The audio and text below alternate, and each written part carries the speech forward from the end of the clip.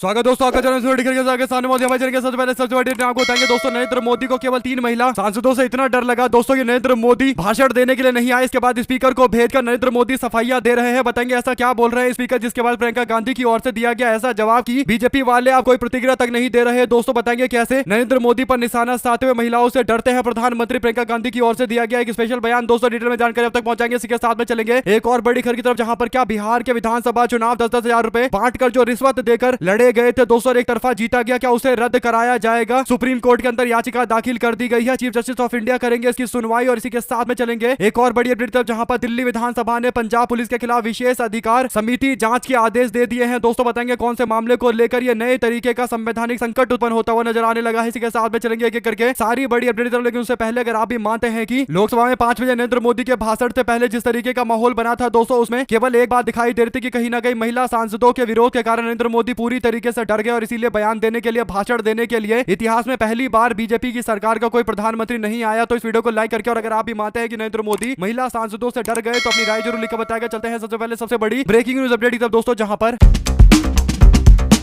हुआ ये कि बीते दिन प्रधानमंत्री नरेंद्र मोदी 5 बजे भाषण देने के लिए आने वाले थे, यानी राष्ट्र को संबोधन करने के लिए राष्ट्रपति के अभिभाषण पर धन्यवाद प्रस्ताव पर बोलने के लिए आ रहे थे। यानी नरेंद्र मोदी क्योंकि प्रधानमंत्री है दोस्तों, नेता है सदन के, तो उनकी जिम्मेदारी बनती है कि वो राष्ट्रपति के द्वारा दिए गए भाषण पर धन्यवाद प्रस्ताव का समर्थन करते हुए धन्यवाद भाषण दे और इसके बाद सदन का काम कुछ दिनों के लिए स्थगित हो और वापस से बजट पास कराने के लिए अगले सेशन की शुरुआत होनी चाहिए दोस्तों। और हर राष्ट्रपति के अभिभाषण के बाद प्रधानमंत्री धन्यवाद भाषण देते आए हैं, लेकिन इतिहास में पहली बार ऐसा हुआ जब नरेंद्र मोदी प्रधानमंत्री के तौर पर भाषण देने के लिए ही नहीं आए दोस्तों, क्योंकि नरेंद्र मोदी का 5 बजे भाषण होने वाला था और कांग्रेस पार्टी समेत विपक्ष की महिला सांसद प्रधानमंत्री के चेयर के पास जाकर, कुर्सी के पास जाकर विरोध करती नजर आई दोस्तों। बैनर लेकर गए थे जिस बैनर में लिखा हुआ था कि जो उचित है वो करो, और नरेंद्र मोदी ने एमएम नरवणे को अकेला छोड़ दिया था चाइना के खिलाफ लड़ाई लड़ने के लिए। और नरेंद्र मोदी चाइना को लेकर एक शब्द नहीं बोल रहे, किताब नहीं पढ़ने दे रहे, तो इन्हीं बातों का विरोध चल रहा था दोस्तों। और क्योंकि प्रियंका गांधी इस विरोध का नेतृत्व कर रही थी, तो ऐसे में प्रियंका गांधी की ओर से अब बीजेपी को लेकर ऐसी प्रतिक्रिया दी गई है दोस्तों, जिस पर भाजपा का कोई भी नेता आकर जवाब तक नहीं दे पा रहा है। आपको बता दें कि जब नरेंद्र मोदी की जमकर बेइज्जती हुई और ये बताया गया कि नरेंद्र मोदी महिला सांसदों से डर गए, तो उसके बाद नरेंद्र मोदी ने स्पीकर को भेजा दोस्तों। और स्पीकर आकर कहते हैं कि जो कल हुआ वो एक काले धब्बे की तरह है। स्पीकर कहते हैं कि अगर प्रधानमंत्री आते तो कुछ हो जाता, यानी प्रधानमंत्री को कुछ हो जाता, इसीलिए प्रधानमंत्री को मैंने बोला कि आप आकर भाषण मत दीजिए। यानी नरेंद्र मोदी महिला सांसदों से डर गए, इस बात को मानने की जगह बीजेपी के लोग स्पीकर को भेजकर ये बुलवा रहे हैं कि प्रधानमंत्री डरे नहीं थे, बल्कि उनको स्पीकर ने बोला था कि आप जाकर भाषण मत दीजिए, आपको कुछ हो सकता है। यानी महिला सांसदों से नरेंद्र मोदी डर गए, ये बात ओम बिरला भी स्वीकार कर रहे हैं दोस्तों। इसके बाद जो कांग्रेस के सांसद ओम बिरला के चैम्बर में गए थे विरोध करने के लिए, उसे लेकर भी ओम बिरला अब ज्ञान दे रहे हैं और कह रहे हैं कि संसद की मर्यादा में, संसद के परंपरा में ऐसा कभी नहीं होता था जैसा किया गया। कुल मिलाकर दोस्तों हर बार ओम बिरला लोगों को ज्ञान देते हैं, लेकिन आपको पता है कि ओम बिरला कितने निष्पक्ष हैं और भारतीय जनता पार्टी के नेताओं को लेकर केवल माहौल बनाने के लिए सदन चलाते रहते हैं दोस्तों। ऐसे में प्रियंका गांधी की ओर से इस पूरे मामले को लेकर प्रतिक्रिया दी गई है दोस्तों। उन्होंने कहा कि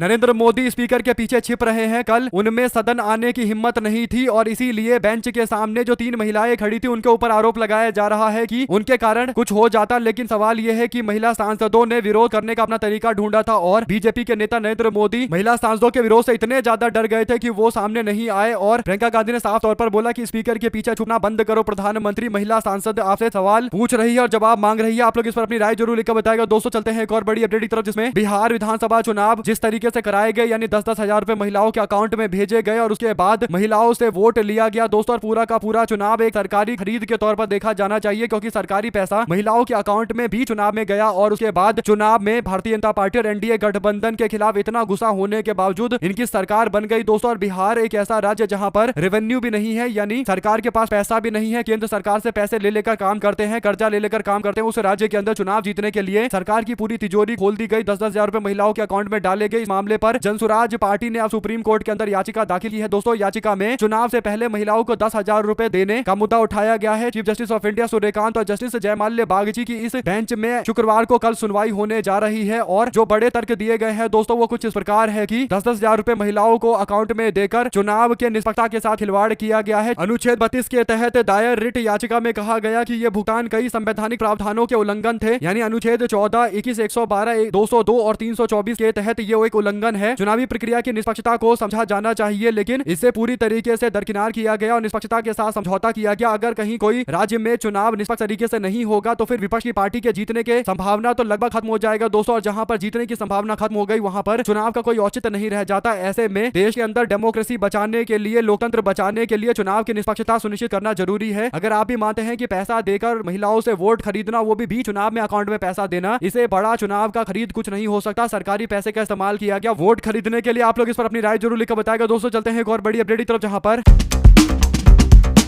दिल्ली विधानसभा के अध्यक्ष विजेंद्र गुप्ता ने मंगलवार को आतिशी वीडियो विवाद को लेकर पंजाब पुलिस की कार्रवाई को सदन में विशेष अधिकार समिति को विस्तृत जांच के लिए भेजा है, और उन्होंने कहा है कि जो प्रथम दृष्टा यानी प्राइमा फेसी विशेष अधिकार हनन और सदन की अवमानना का मामला नजर आता है, असेंबली के ब्रीच ऑफ प्रिविलेज का मामला है। पूरे मामले पर दोस्तों आगे कार्रवाई करते हुए नोटिस थमाया गया है। अब पंजाब पुलिस को इस पूरे मामले पर जवाब देना पड़ेगा। दिल्ली कैबिनेट के मंत्री कपिल मिश्रा के द्वारा दायर की गई शिकायत पर संज्ञान लेते हुए विशेष अधिकार समिति पंजाब के पुलिस महानिदेशक यानी डीजीपी और जलंधर के पुलिस आयुक्त की भूमिका की भी जांच करेंगे। ये मामला 6 जनवरी 2026 को दिल्ली विधानसभा के अंदर विपक्ष के नेता आतिशी के द्वारा दिए गए बयान से जुड़ा हुआ है, जिसमें यह दावा किया गया था कि उन्होंने एक ऐसी बात कही है जिसे सिख गुरुओं का अपमान हुआ है। आप लोग इस पर अपनी राय जरूर लिखकर बताएगा दोस्तों। चलते हैं एक और अपडेट की तरफ, जिसमें रूस से तेल खरीदने के मसले पर सरकार ने कहा कि भारत की ऊर्जा आपूर्ति के संबंध में कि सरकार ने कई मौके पर सार्वजनिक रूप से कहा है कि 140 करोड़ भारतीयों की ऊर्जा सुरक्षा सुनिश्चित करना सरकार की सर्वोच्च प्राथमिकता है। इस लक्ष्य को प्राप्त करने के लिए बाजार स्थितियों और बदलते अंतरराष्ट्रीय घटनाक्रमों के अनुरूप अपनी ऊर्जा स्रोतों से विविधता लाने हमारी सरकार की रणनीति का मूल आधार है। भारत के सभी कदम इस बात को ध्यान में रखकर उठाए जा रहे हैं, यानी रूस से भारत तेल खरीदेगा। इस बात पर अमेरिका ने जवाब देते हुए कहा था कि हमने जो डील किया है उसमें रूस से कोई तेल भारत नहीं खरीदेगा, लेकिन भारत की सरकार दावा कर रही है कि 140 करोड़ भारतीयों के ऊर्जा सुरक्षा को सुनिश्चित करने के लिए फैसला लिया जाएगा, और इस तरीके से भविष्य में फैसला लिया जाएगा कि जिसे कोई भी प्रभाव 140 करोड़ लोगों पर ना पड़े। कुल मिलाकर दोस्तों अभी तक बीजेपी सरकार केवल फिलॉसफी बता रही है और क्लियर कट नहीं बताया जा रहा है कि रूस से कितना तेल खरीदा जाएगा या बिल्कुल तेल नहीं खरीदा जाएगा, क्योंकि रूस भारत का एक डिफेंस पार्टनर है। सब लोग जानते हैं कि जो बड़े बड़े हथियार भारत के पास आज मौजूद है उसके पीछे अगर कोई देश है तो वो रूस है, जो टेक्नोलॉजी तक देता है। ब्रह्मोस जैसी मिसाइलें भी उसने भारत को बनाने में मदद की है दोस्तों। ऐसे में अगर रूस का तेल नहीं खरीदेंगे अमेरिका के दबाव में, तो फिर रूस के साथ संबंध भारत के और ज्यादा खराब हो जाएंगे और आने वाले दिनों के अंदर डिफेंस के सेक्टर में भी भारत कमजोर पड़ सकता है। अगर आप भी मानते हैं कि रूस से हमारे पुराने संबंध रहे हैं और 1971 के युद्ध में जो अमेरिका आज भारत के साथ में डील करके बड़ी बड़ी बातें कर रहा है, वो 7th फ्लीट का न्यूक्लियर हथियार लेकर आया था भारत को डराने के लिए, इंदिरा गांधी को डराने के लिए, लेकिन इंदिरा गांधी नहीं डरी। लेकिन आज की डेट में दोस्तों जो डील हुआ है अमेरिका के राष्ट्रपति ट्रंप के साथ में, आप लोग समझ सकते हैं कि उस डील में किस तरीके से भारत को नुकसान हो रहा है। अपनी राय जरूर लिखकर बताएगा। चलते हैं एक और अपडेट की तरफ, जिसमें